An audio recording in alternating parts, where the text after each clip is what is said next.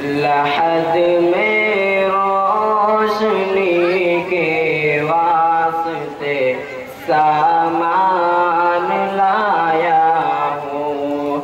मैं अपने दिल के अंदर आयते कुरान लाया हूँ। खुदा पूछेगा महशर में कि क्या लाया है दुनिया से। खुदा पूछेगा महशर में कि क्या लाया है दुनिया से। मैं कह दूंगा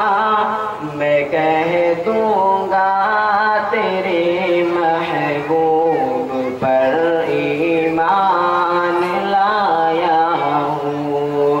मैं कह दूंगा तेरे महबूब पर ईमान लाया हूँ।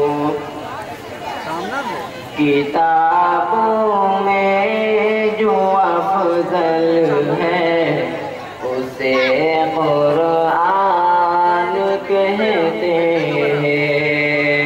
उतारा है इसे जिसने उसे रहमान कहते हैं।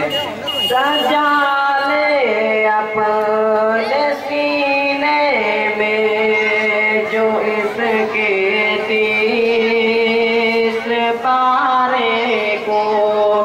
सजा ले अपने सीने में जो इसके तीस पारे को। ज़माने भर में उसको हाफ़िज़े कुरान कहते हैं। ज़माने भर में उसको हाफ़िज़े कुरान